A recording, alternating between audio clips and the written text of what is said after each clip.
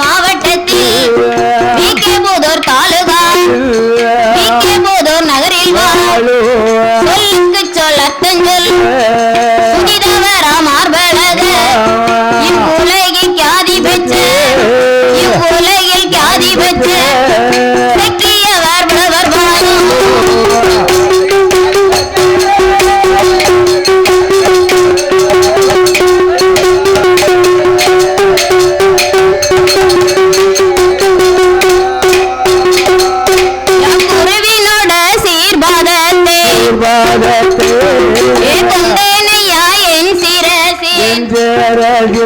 இங்கே வந்த சபையோர்க்கெல்லாம் வரப்போற பெரியோர்க்கெல்லாம் வணக்கம் செய்தோம் 6 பேரும் கூடியிருக்கும் பெரியோர்க்கெல்லாம் கூட போற சபையோர்க்கெல்லாம் குழந்தை நானும் நமஸ்கரித்தேன் சபையோர்கள்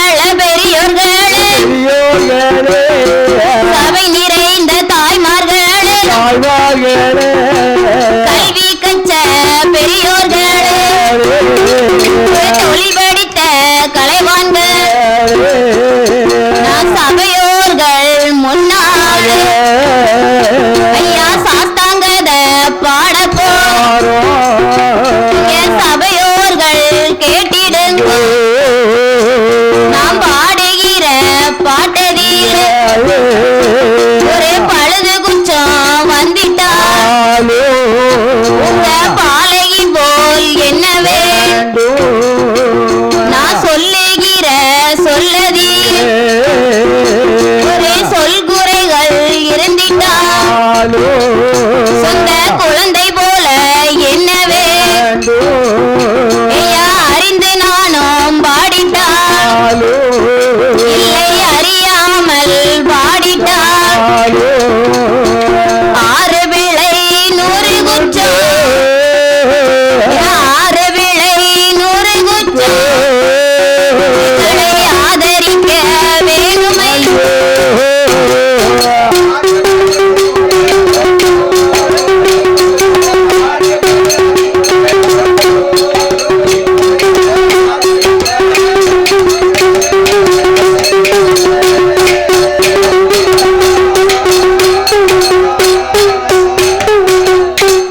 சபையோர்களே பெரியோர்களே சபை நிறைக்க வந்த தாய்மார்களே சபை நிறைந்த என் தாய்மார்களே சபையோர்கள் பெரியோர்கள் என்னை பெற்றெடுத்த தாய்மார்களே அதாவது இந்த லாலா குடியிருப்புமா நன்னகரத்திலே மக்களை என்றைக்கும் ரசித்துக் கொண்டிருக்கக்கூடிய குளத்துப்பிள்ளை சாஸ்தா.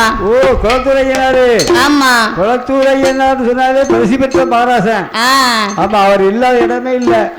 இங்க ஒரு நிலைய வாங்கி இருக்காரு. கனகப்பிள்ளை வாசியில் ஒரு நிலைய வாங்கி இருக்காரு. ஆமா அப்பேற்பட்ட இந்த ஆலயத்திலே நம்மளுடைய வில்லிசைக்கு அட்வான்ஸ் கொடுத்து வரவழைத்த அனைத்து உள்ளங்களுக்கும் நன்றியை தெரிவித்துக் கொண்டு அதாவது இந்த ஆலயத்திலே பம்பா நதி கரையிலே என் பெருமானுடைய கரத்திலே மணியோடு பிறந்தாரே மணிகண்ட சாஸ்தா. அவருடைய வரலாற்றை பாட கடமை பெற்றிருக்கின்றேன். ஆகையினால் நான் அப்படி பாடும் பொழுது பாடும் பாட்டிலே பழுது குச்சம் வந்திட்டாலும் சொல் குச்சம் இசை குச்சம் சாரீர குச்சங்குறை இருந்தாலும் சரீர குச்சங்குறை இருந்தாலும் உங்கள் வீட்டு பிள்ளை தவறு செய்தால் அதை எப்படி வீட்டிற்கு அழைத்து கொண்டு போய் ஆதரிப்பீர்களோ அதை போல எங்கள் 6 பேரையும் ஆதரிக்குமாறு கேட்டுக்கொள்கிறேன். அப்படி கேட்டுக்கொண்டு கதைக்கு வருகிறேன். ஆதிவெள்ளி கைலாசத்தில்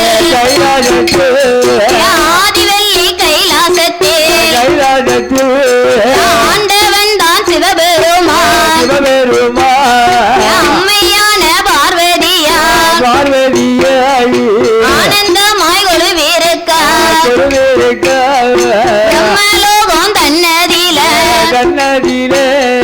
பிரம்மாவும் சரஸ்வதியோ பிரியமுடன் கொழுவிருக்கா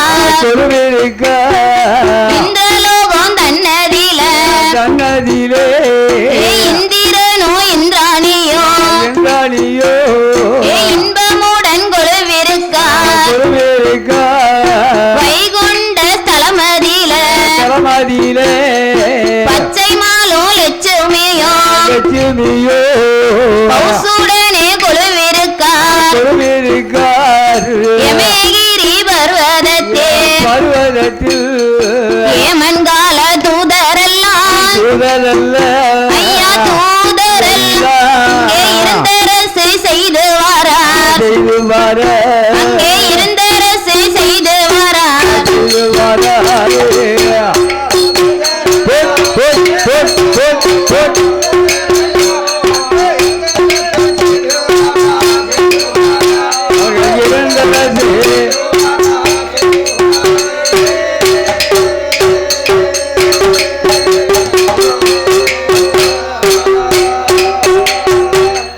ஆதிவெள்ளி கைலாசவாசலில் ஆண்டவன் சிவபெருமான் அம்மை பார்வதா தேவியானவள் ஒளிவிருந்து வருகின்றனர்.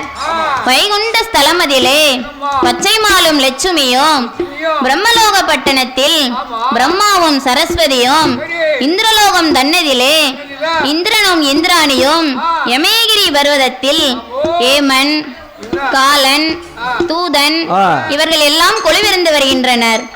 இவர்கள் எல்லாம் இந்த உலகத்தில் எப்படி தோன்றினார்கள் என்று ஒரு கேள்வி எழுப்பினோமானால், இந்த உலகம் தோன்றுவதற்கு 3.25 நாளைக்கு முன்பு இந்த உலகம் பாருங்க எங்கு பார்த்தாலும் இருள் சூழ்ந்தே காணப்படுகின்றது.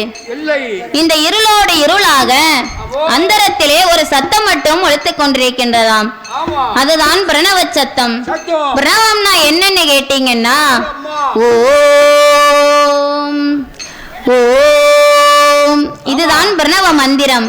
இந்த பிரணவ மந்திரமானது இல்லைன்னா இந்த உலகத்தில எதுவுமே கிடையாது. இந்த சத்தத்தோடு சத்தமாக இந்த உலகத்திலே முதலாவதாக ஒரு பெண் தான் தோன்றுகின்றாள்.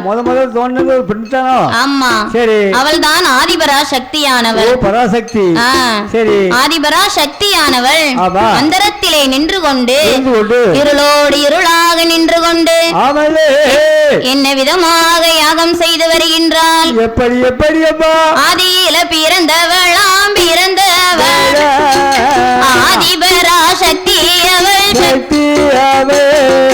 அந்தரத்தில் நின்று கொண்டு ஒரு எழுத்து மந்திரத்தை உச்சரித்தாள் உமையவளாம். ஈரெழுத்து மந்திரத்தை ஈஸ்வரியால் உச்சரித்தாள்.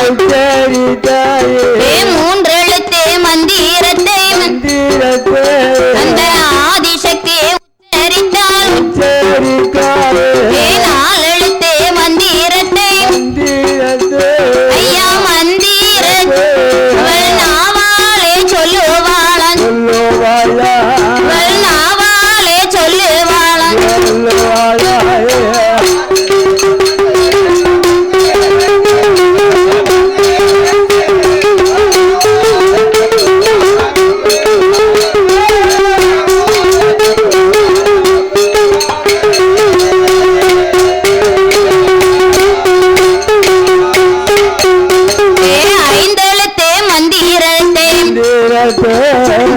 ஆதிசக்தி உச்சரித்தாள்.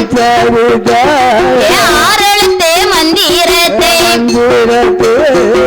ஆதிபரா சக்தி அவள் 7 எழுத்து மந்திரத்தை ஈஸ்வரியால் உச்சரித்தாள்.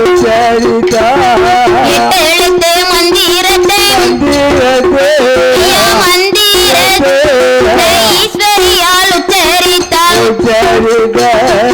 ஈஸ்வரியால் உச்சரித்தாள்.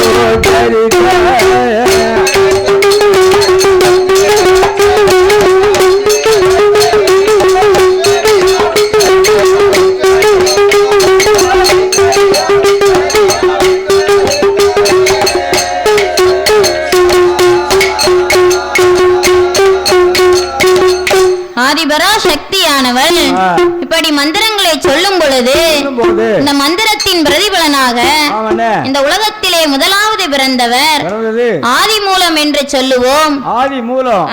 சரி. விக்னேஸ்வர் ஆதி மூலம் பிறந்து வந்து ஆதிபரா சக்தி இடத்திலே வந்து அம்மா என்று அழைக்கின்றார். அவர் கண்ணுக்கு அம்மாவா தெரிஞ்சிருக்கா, அதான் அம்மா நினைச்சிருக்காரு. அம்மா. சரி. அதே யாகத்திலே இரண்டாவது ஒரு மனிதன் பிறந்து வருகின்றார்.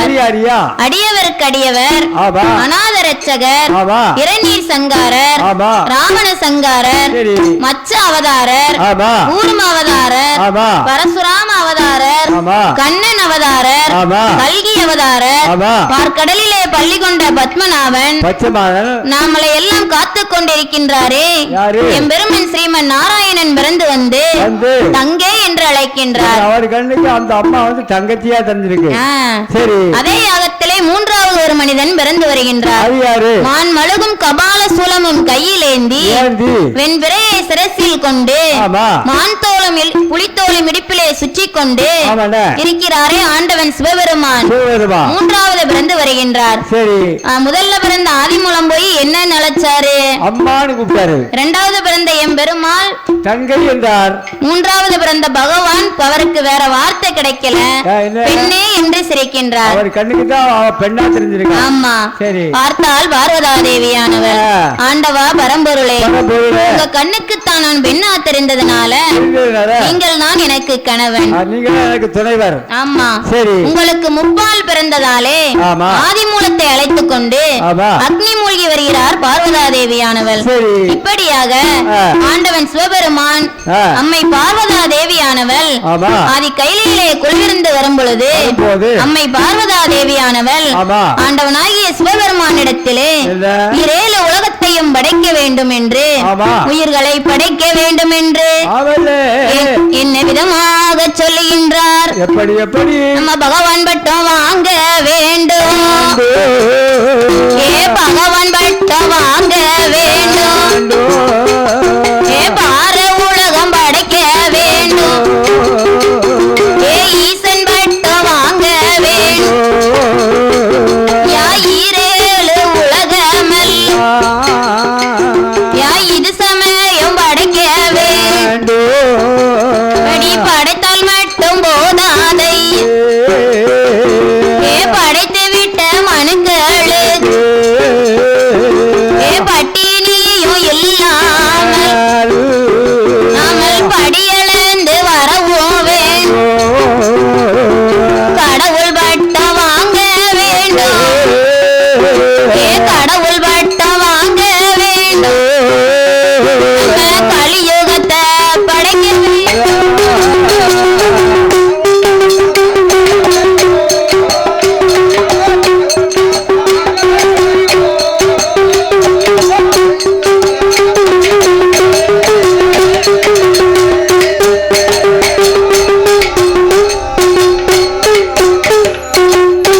இரேழு உலகம் எல்லாம் படைக்க வேண்டும் என்று ஆண்டவனாகிய சிவபெருமான் எம்பெருமாளை பார்க்கின்றார்.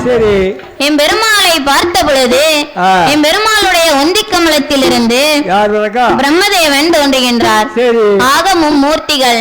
பிரம்மதேவனோ உலகத்தை சிருஷ்டி செய்வதற்கும் எம்பெருமாள் உலகத்தை காப்பதற்கும் ஆண்டவனாகிய சிவபெருமான் இரேழு உலகமெல்லாம் சென்று படியளப்பதற்கும் மூன்று பேர்களும் முப்பெரும் பொறுப்புகளை ஏற்று அதலை சுதலை ஆதி பாதாள மூன்று உலகத்தையும் படைத்து 34 கோடி தேவர்களையும் படைத்தார். 48,000 கோடி ரிஷிகர் படைத்தார். பின்னர் கிம்புருடர், அஷ்டதிக்கு பாலகர், எறும்பிலும் சிறிய உயிர், யானையிலும் பெரிய உயிர், 84 லட்சம் கோடி ஜீவராசிகளையும் படைக்கின்றார்களாம் மும்மூர்த்திகள். அப்படி படைத்த மனுக்களில் எண்ணற்ற அரக்கர்களையும் படைக்கின்றனர்.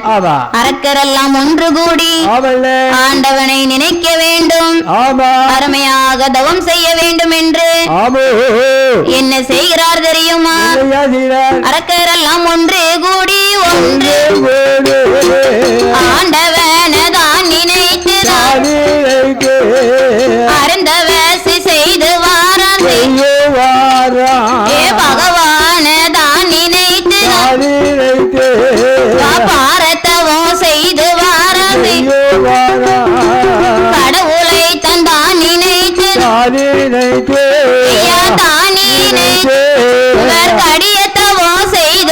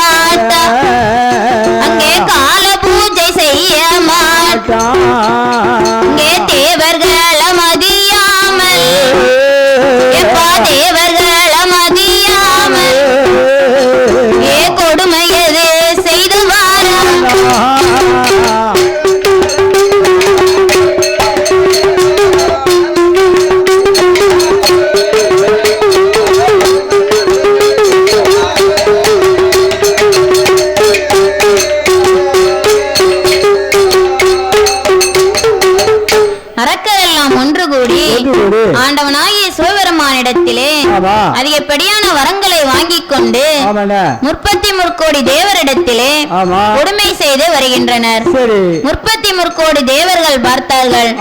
அரக்கர் கொடுமை தாங்க முடியாமல் ஆண்டவனாகிய சிவபெருமானை எண்ணி ஏங்குகின்றனர். ஆண்டவனாகிய சிவபெருமான், எப்பா தேவர்களே, நீங்கள் அஞ்ச வேண்டாம், அலைய வேண்டாம். நாமளை எல்லாம் காக்கக்கூடிய பொறுப்பு அன்னபிரானிடத்திலே இருக்கின்றது. அவரிடத்தில் முறையிட்டால் அரக்கன் கொடுமை தீரும் என்று சொல்ல 33 கோடி தேவரெல்லாம் ஒன்று கூடி எம்பெருமாளை வணங்குகின்றனர். எம்பெருமானாகிய கோபால கண்ணன், எப்பா தேவர்களே, நாம் எல்லாம் இந்த உலகத்திலே இந்த அரக்கர் பிடியிலிருந்து தப்பி பிழைத்து சாகாவரம் பெற வேண்டுமானால் பார்க்கடலை கடைய வேண்டும். பார்க்கடலிலே சென்று ஆலாமிர்தம் எடுத்து சாப்பிட்டோமானால் நம்மளுக்கு நரை, பிணி, மூப்பு என்றும் அணுகாது. ஆனால் அமிர்தம் கிடைவதற்கு தேவரால் மட்டும் முடியாது. கெட்டிக்காரன் போன அரக்கன் வரிசையில் இருக்கான் என்று சொல்லி எம்பெருமாளை நேரில் சென்று, ஓய் அரக்கர்களே, எங்களுடன் அமிர்தம் கடைய வாங்க, உங்களுக்கும் அமிர்தம் தாரேன் என்று ஏமாற்றி அழைத்து வந்து மந்திரகிரி என்னும் மலையை மத்தாக்கி வாசுகி என்னும் பாம்பை கயிறாக்கி தேவர்கள் ஒரு பக்கம் அரக்கர்கள் ஒரு பக்கம் என்ற அமிர்தங்களை கடைகின்றனர். தலைப்பக்கமோ தேவர்களை வாலு பக்கமோ அமிர்தம் கடையும் போது அந்த பார்க்கடலிலே யார் யாரெல்லாம் தோன்றுகின்றார்? பார்க்கடலை கடையும் போது, பார்க்கடலை கடையும் போது அதிலே முதலாவது பிறந்த வேளா, எப்பா மூத்த வேளா மூதேவி, இரண்டாவது பிறந்த வேளா, இளைய வேளா லட்சுமியா, மூன்றாவது பிறந்தது குதிரை வந்து பிறக்குதையா, நாலாவது பிறந்தது நஞ்சி வந்து பிறக்குதையா, ஐந்தாவது பிறந்தது ஐந்தாவது பிறந்தது பஞ்சபூதம் பிறக்குதையா.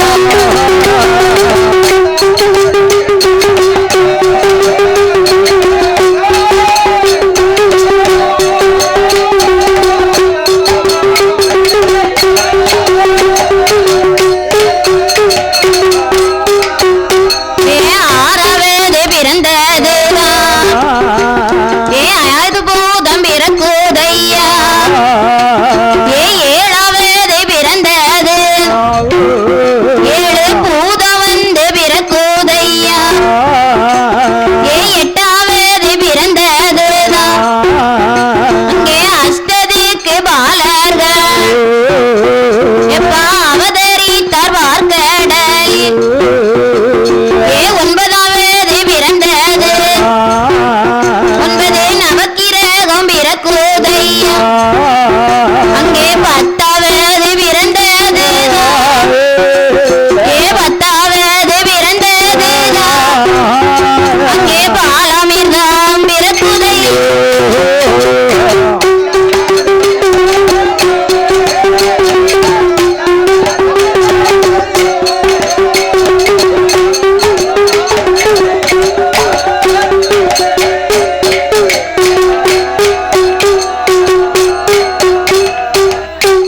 பார்க்கடலை கடையக்கூடிய நேரத்திலே பார்க்கடலிலே முதலாவது பிறந்தவள் மூத்தவள் மூதேவி. மூதாதேவி. ஆமா.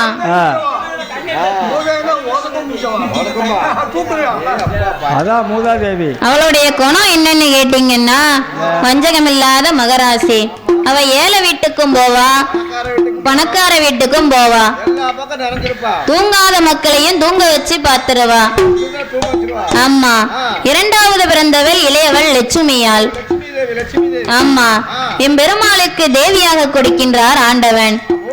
மூன்றாவது வெள்ளை குதிரை ஒன்று பிறக்கின்றது, அதை அஸ்வமதி யாகம் செய்ய அனுப்புகிறார் ஆண்டவன். நாலாவது கடலுக்குள்ளே நஞ்சு பிறக்கின்றது, கடலுக்குள்ள எப்படி நஞ்சு பிறக்கும்னு கேட்டீங்கன்னா எப்படிமா பிறக்கும்? அங்கே தேவர்களும் அரக்கர்களும் அந்த பாம்பை பிடித்து பார்க்கடலை கடையும் போது அந்த பாம்புக்கு வழிபொறுக்க மாட்டாமல் அந்த பாம்பு கடலுக்குள்ளே விஷத்தை கக்கிக்கின்றது. விஷத்தை அப்படி கக்கிடுது. ஆமா, அந்த பாம்புக்கு பகவான் கொடுத்த வரம் என்னன்னு கேட்டீங்கன்னா விஷத்தை கக்குவானால் இரேல் உலகமெல்லாம் தீப்பிடித்து எரிந்துவிடும் ஆமா, கண்டிப்பா என்று வாக்கு கொடுத்திருக்கின்றார். அந்த பாம்பு கடலுக்குள்ளே விஷத்தை கக்கிக்கின்றது. ஆண்டவனாகிய சிவபெருமான் பார்த்தார். இரேல் உலகமெல்லாம் தீப்பிடித்து எரிந்துவிடும் என்று அவசர அவசரமாக ஓடி வந்து அந்த ஆழகால விஷத்தை ஆண்டவன் வாயிலே போடுகின்றார். அப்புறம் அப்படி நமக்கு வாயில போட்டாரு. ஆமா, பார்த்தால் பார்வதா தேவியானவள் ஆண்டவனாகிய பகவானுக்கு ஆபத்து வந்து விடுமோ என்று அவசர அவசரமாக ஓடி வந்து பகவானுடைய தொண்டையை போய் சப்புன்னு பிடிச்சு கேட்டா. பிடிச்சா பார்வதி. ஆமா, விஷம் மேலையும் போகல கீழையும் போகல. அப்படி நிக்கார் பகவான். ஆமா, அந்த நீலம் என்ற விஷமானது பகவானுடைய கண்டத்திலே நின்றுவிட்ட காரணத்தினால் பகவானுக்கு திருநீலகண்டன் என்ற பெயர் ஏற்படுகின்றது. அதனால திருநீலகண்டன்னு பேரு. ஆமா, அப்படி பகவான் விஷத்தை மூழ்கிய நாளையிலே 33 தேவர்கள் பார்வதா தேவியானவள் அன்று விடிய விடிய முழிப்பிருக்கின்றனர். முடிச்சிருக்கா? ஆமா, ஆண்டவனாகிய சிவபெருமான் காலையிலே கண்ணெழுந்து, எப்பா தேவர்களே, எம்மா பார்வதி, எனக்காக நீங்க முழிப்பு இருந்த காரணத்தினால், இந்த சிவனுக்காக முழிப்பு இருந்த காரணத்தினால் இன்றைக்கு ராத்திரிக்கு சிவன் ராத்திரி என்று பெயர். ஓ, அதனால எல்லாம் சிவராத்திரி முடிச்சாங்க. ஆமா, சரி. 5வது பிறக்கின்றது. 5 பூதம் வந்து பிறக்கின்றது. 5 பூதம் பிறக்கு. ஆமா, அதை பகவான் யாக்கையில் பிடித்தடைக்கின்றார். 6வது ஐராவத யானை பிறக்கின்றது. இந்திரனுக்கு வாகனமாக கொடுக்கின்றார் ஆண்டவன். 7வது 7 பூதம் வந்து பிறக்கின்றார்கள். அவர்தான் சங்கிலி பூதத்தார். ராஜமன்ன சங்கிலி பூதம். 8வது அஷ்டதிக்கு பாலகர் பிறக்கின்றார்கள். 8 திசைக்கும் காவலுக்கு அனுப்புகின்றார் ஆண்டவன். 9வது 9 நவக்கிரகம் பிறக்கின்றது. உலகத்தை ஆட்டி படைப்பதற்கு அனுப்புகின்றார் ஆண்டவன். 10வது பிறக்கின்றது பாலாமிர்தம். இதை தேவர்களும் கடைஞ்சார்கள், அரக்கர்களும் கடைஞ்சார்கள். ஆனால் அரக்கருக்கு அமிர்தம் கொடுத்தோமானால் இதை சாப்பிட்டு விட்டு மறுபடியும் சண்டைதானே என்று என் பெருமானாகிய கோபாலக்கண்ணன் என்ன விதமாக வடிவம் கொள்கின்றார். அவர் பெண்ணை போல வடிவம் கொண்டு, ஏ பெண்ணை போல வடிவம் கொண்டு, ஏ எம்பெருமான் கோபால, ஏ மங்கை போல வடிவம் கொண்டு, அந்த மாயனான பெருமாளும் ஏ கன்னி போல வடிவம் கொண்டு, ஏ கண்ணபிரான் பயனாவார், ஏ மோகினிய வடிவம் கொண்டு, ஏ மோகினிய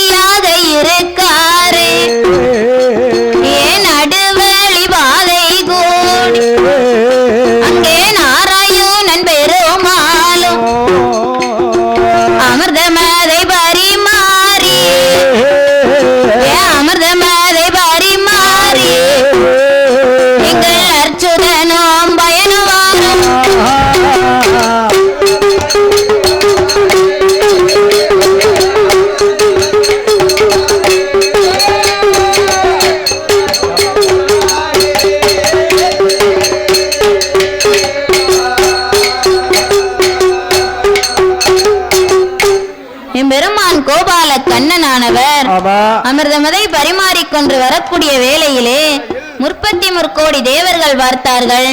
வருகின்றது எம்பெருமாள் தான் என்று அன்போடும் பண்போடும் அமிர்தம் வாங்கி சாப்பிடுகின்றனர். அரக்கர்கள் பார்த்தார்கள். எம்பெருமாள் மோகினியை பார்த்தபோது மோகினி மீது இச்சை கொண்டு எனக்கு உனக்கு என்று சண்டையிடுகின்றனர். பார்த்தார் மோகினியானவள், ஓய் அரக்கர்களே, நான் ஒருத்தி இருக்கேன், நீங்க 1000 பேர் இருக்கீங்க, எனக்காக நீங்க சண்டையிட வேண்டாம். நான் ஒண்ணு சொல்லுதே நீங்க கேப்பீங்களா? நீங்க கண்ணை மட்டும் மூடிக்கிடணும், கைய மாத்திரம் நீட்டிக்கிடணும். நான் அமிர்தம் தருவேன், அதை வாங்கி சாப்பிட்டு விட்டு யாரு கடைசியில கண் விழிக்கீங்களோ அவர்களுக்கு தான் நான் மனைவி என்கின்றாள் மாயவன் பெருமாள். ஆமா, அரக்கையெல்லாம் கண்ணை மூடிக்கிட்டு கைய மாத்திரம் நீட்டிக்கிட்டு இருக்காங்க. ஆமா, யாருக்குமே அமிர்தம் கிடைக்கவில்லை. என் பெருமானாகிய கோபால கண்ணன் மிச்சமிருந்த அமிர்தத்தை எடுத்து இந்திரலோகத்தில் கொண்டு சேர்த்து விட்டார். யாருக்குமே அமிர்தம் கிடைக்கவில்லை.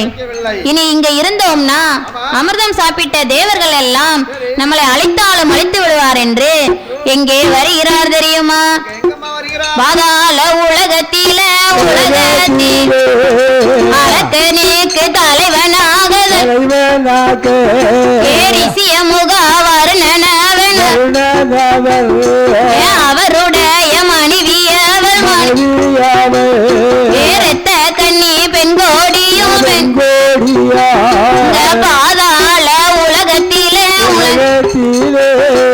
மன்னவனும் தேவியும் ஐயா தேவியும் அங்கே மனமகிழ்ந்து ஆண்டு வாரா, அங்கே மனமகிழ்ந்து ஆண்டு வாரா.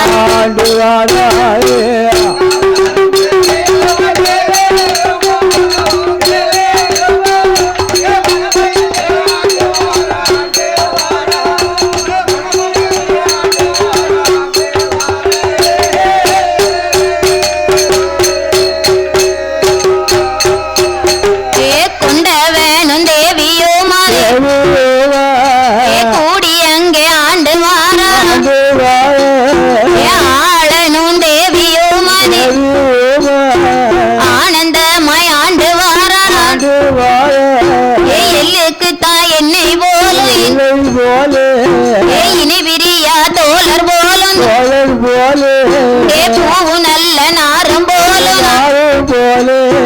பொருத்தமுடன் ஆண்டு வாரா மன்மதனோ ரதியும் போல ரதியும் மனமகிழ்ந்து ஆண்டு வாரா மனமகிழ்ந்து ஆண்டு வாரா.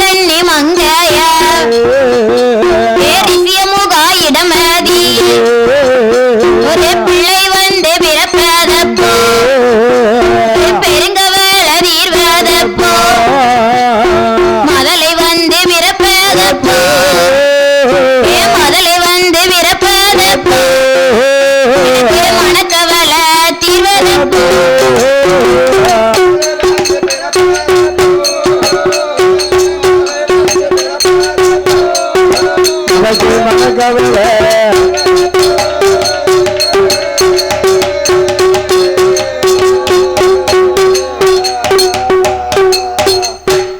ஒரு பிள்ளை இல்லா கவலையினாலே ரத்த கன்னி மங்கையானவள் ரிஷியமுகா வர்ணனிடத்திலே ஏங்கக்கூடிய நேரத்தில் ரிஷியமுகா வர்ணனானவன் எம்மா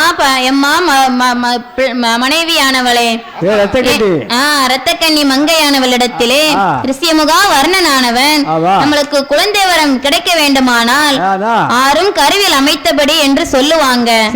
ஆண்டவனுடைய அனுக்கிரகம் இருக்குமானால் நம்மளுக்கு மதலை கிடைக்கும் என்று சொல்லி ஆண்டவனாகிய சிவபெருமானை நினைத்து அருமையாக தவம் செய்ய வேண்டும் என்று அந்த ரிஷியமுகா வர்ணனானவன் எங்கே வருகிறான் தெரியுமா? நாடு விட்டு நகரா விட்டு நடந்து வாரார் மன்னவனோ கை குழந்தை வேண்டும் என்று காதவழி பயனோ வாரான் பிள்ளை ஒன்று வேண்டும் என்று ஐயா வேண்டும் என்று அவன் பெருவழியா நடந்து வாரான் பெருவழியா நடந்து வாரான்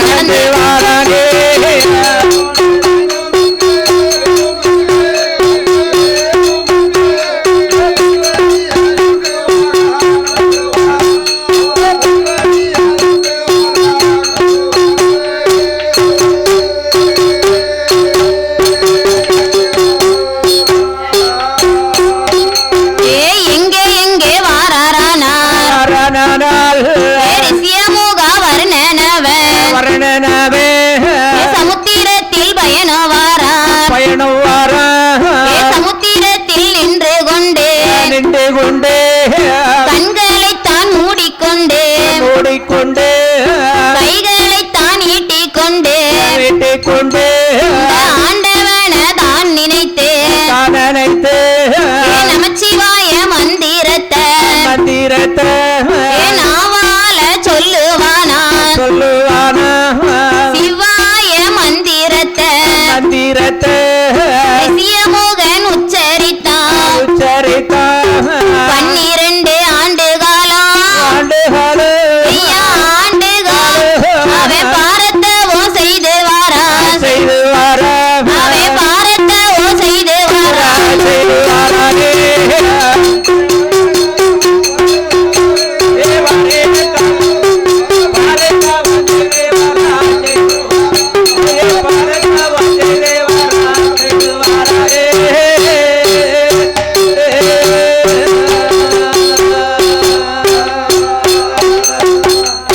ரிஷியமுகா வர்ணனானவன் ஆண்டவனை எண்ணி 12 வருட காலம் தவமிருந்து வாரம் பொழுது ரிஷியமுகா வர்ணனுக்கு அடியன் என்ற முறையிலே வரம் கொடுக்க வேண்டும் என்று ஆண்டவனாகிய சிவபெருமான் பிரம்மதேவனை அழைத்து அழகான ஆண் குழந்தையை உருபிடிக்க சொல்கின்றார்.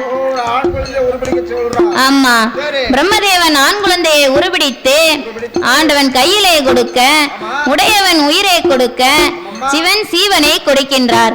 அருமையான ஆண் குழந்தை. இந்த ஆண் குழந்தையை கையில் எடுத்து ரிஷியமுகா வர்ணனானவனிடத்திலே கொடுக்கவில்லை. இதுதான் ஆண்டவனுடைய சித்து விளையாட்டு. அந்த அதே கடற்கரை ஓரத்திலே தவம் செய்து கொண்டிருக்கின்றாரே வண்டு மகாரிஷி. ஆமா, அவருடைய மடியில கொண்டு போய் குழந்தையை ஆண்டவன் போடுகின்றார். ஆமா, அந்த குழந்தையானது வண்டு மகாரிஷி மடியிலே இருந்து கொண்டு குவா குவா என்று சத்தமிடுகிறது. குவா குவா என்று.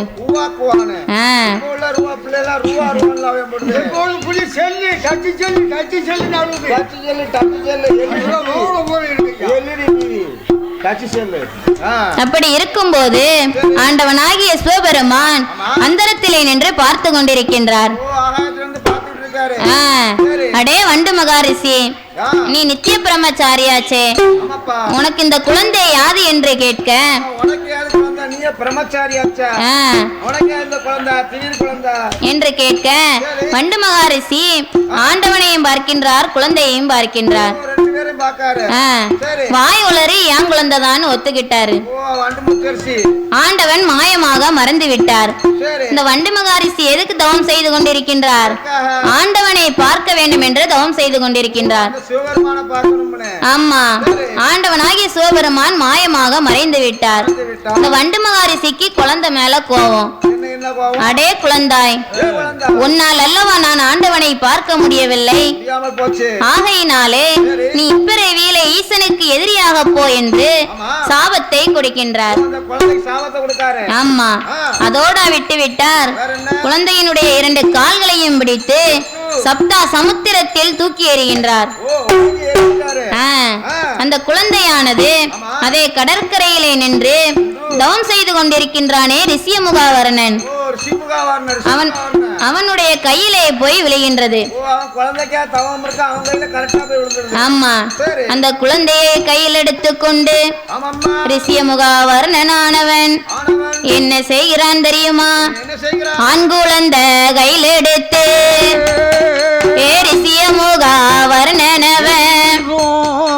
அரண்மனைக்கு ஓடி வந்து ரத்த கண்ணி மங்கையவர் அவளோட கையதில ஆண் குழந்தை கையில் கொடுத்து ரத்த கண்ணி மங்கையவர் கட்டி முத்தம் கொடுப்பாளா, கட்டி முத்தம் கொடுப்பாளா, அவ கண்ணத்தில் முத்தம் கொடுப்பாளா.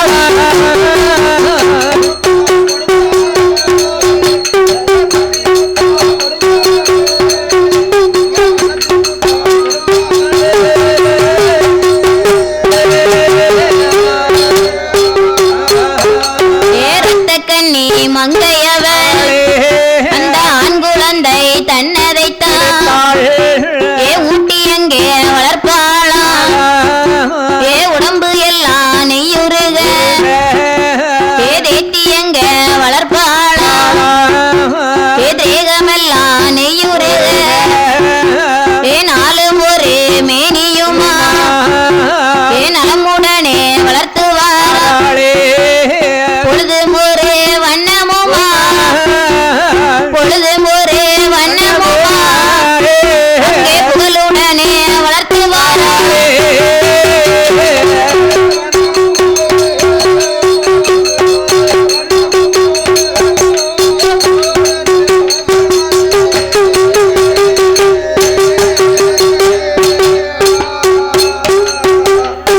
இந்த குழந்தையை ஊட்டி எங்கே வளர்த்துவாரால் உடம்பு எல்லாம் நெய்யுருக.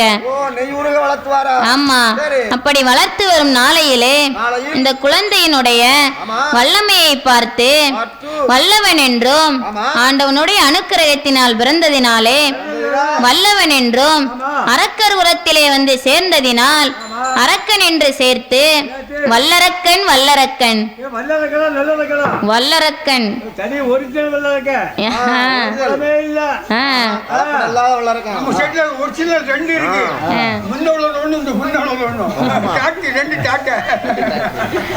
வல்லரக்கன் என்று பெயர் நாமத்தை கொடுத்து அந்த வல்லரக்கன் பாலகனை எப்படி வளர்த்து வருகிறார்கள் தெரியுமா? எப்படியா? 1வது வயது நீல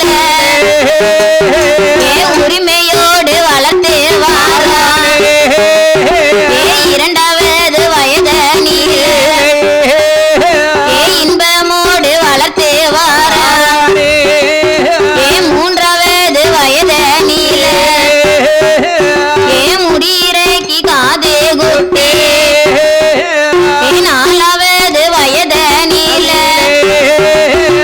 நடந்து ஓடி விளையாடுவான்.